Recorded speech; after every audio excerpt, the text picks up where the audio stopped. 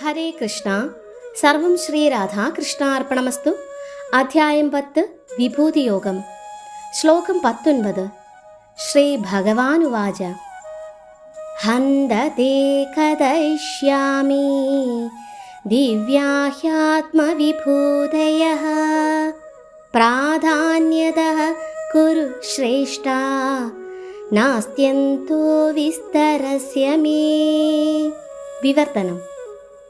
ശ്രീ ഭഗവാൻ പറഞ്ഞു, അർജുന, ഭാസുരങ്ങളായ എൻ്റെ വിഭൂതികളെപ്പറ്റി ഞാൻ ഇനി പറഞ്ഞു തരാം.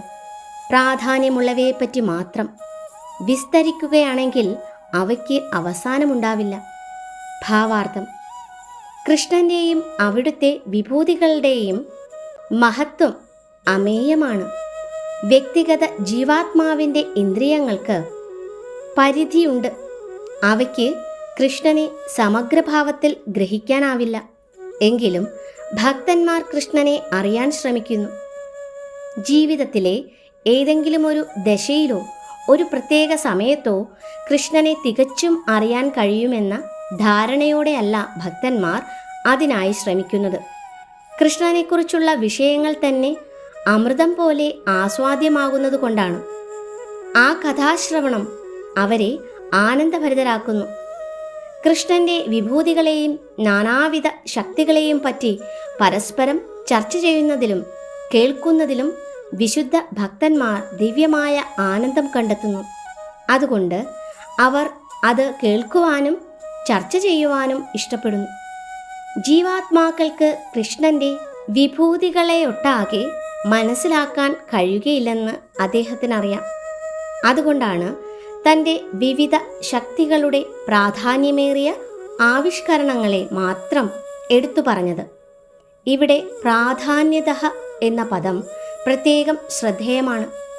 എണ്ണമറ്റ ഭഗവത് ഭാവങ്ങളിൽ പ്രാധാന്യമുള്ള ചിലതേ ഇവിടെ വിസ്തരിക്കുന്നുള്ളൂ.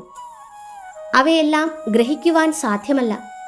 എല്ലാ ആവിഷ്കാരങ്ങളെയും നിയന്ത്രിച്ചു പോരുന്ന തൻ്റെ വൈഭവങ്ങളെയാണ് വിഭൂതി ശബ്ദം കൊണ്ടു ഉദ്ദേശിക്കുന്നത്. അമരകോശത്തിൽ വിഭൂതിക്ക് അസാമാന്യമായ ഐശ്വര്യമെന്ന് അർത്ഥം കൽപ്പിച്ചിട്ടുണ്ട്.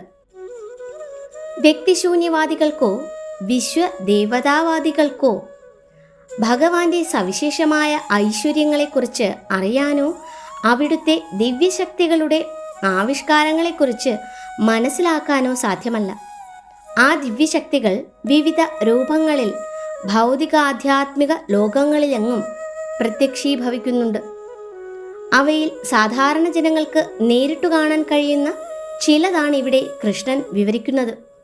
ഇങ്ങനെ അദ്ദേഹത്തിൻ്റെ വൈവിധ്യമാർന്ന ശക്തിയെ ഭാഗികമായി വിവരിച്ചിട്ടുണ്ട്. ഹരേ കൃഷ്ണ. സർവം ശ്രീ രാധാകൃഷ്ണ അർപ്പണമസ്തു.